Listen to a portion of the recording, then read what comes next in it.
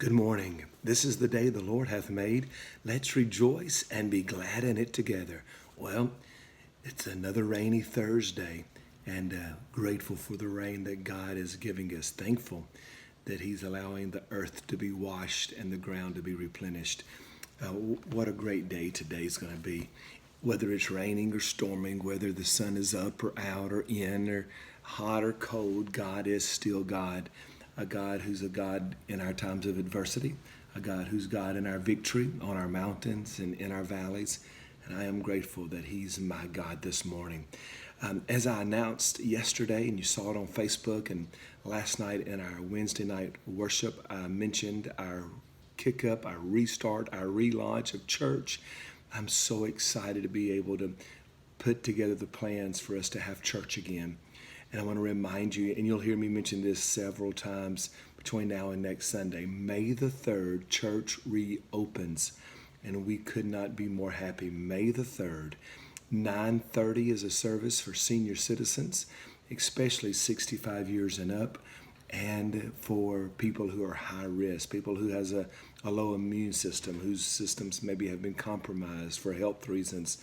High risk members, you come at 9:30. It'll be a smaller crowd, and it'll be a time, it'll be easier to separate. And then all other members, you come at 11.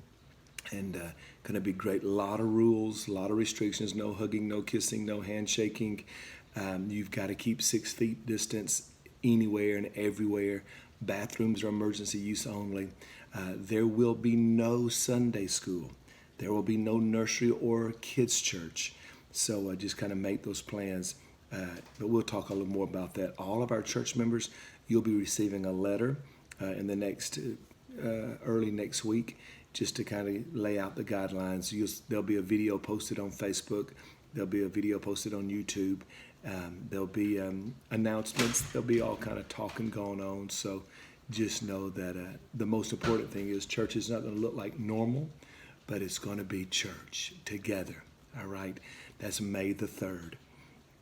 Also, I have to remind everybody, please don't forget this week, we need you to send in your tithes and offerings. It's the end of the month. Please don't wait till May the 3rd, because that starts a new month, and we want to be in the black financially for the month of April, which means we need your tithes and offerings sent in. P.O. Box 36, Rising Fund, Georgia.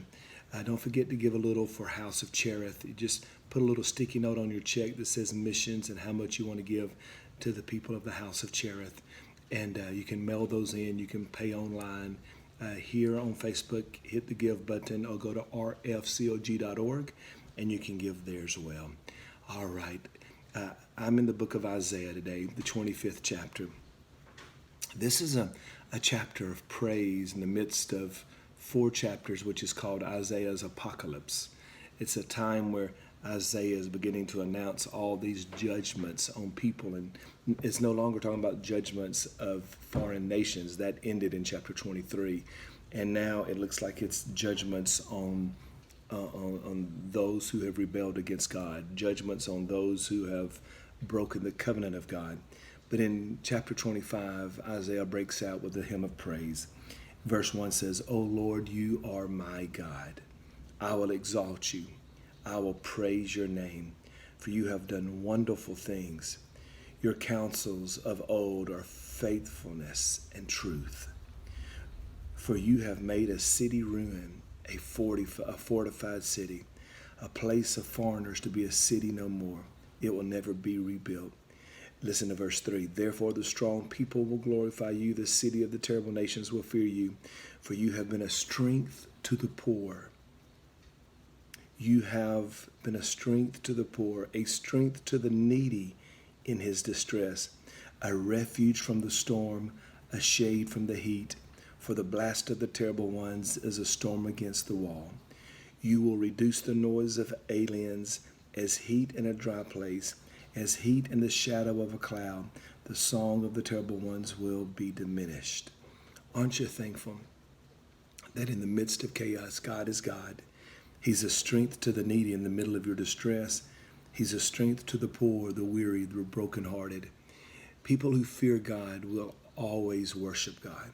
people who really see God as God, even in the midst of judgment, people will stop and worship God because they realize and they recognize that God is a God who's faithful, but he's also a God who is righteous and just and merciful, even in his judgment.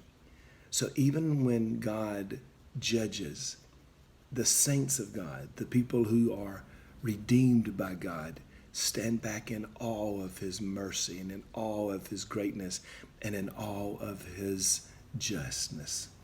So this morning, let him be your strength. Let him be your energy. Let him be your peace, your shelter. Let him be your cloud in a hot, dry place. He is a God who is just and worthy of all the praises of his people. I hope you have a blessed day. I hope that God's favor shines upon you. I pray that God will forgive us for our wrongs and affirm us for our rights. I pray that somebody will see Jesus in you today. And I encourage you, please, Rising Fawn Church of God people, spread the news about church reopening May the 3rd. Talk about it, tell about it, share the videos, share the requirements. Let the community of God come back together. But more than anything, you can be the church in this dark world. You can be a light. You can be a city set on a hill which cannot be hid. Don't hide your light today. Let people see Jesus in you. Be blessed. Oh, you people of God, be blessed.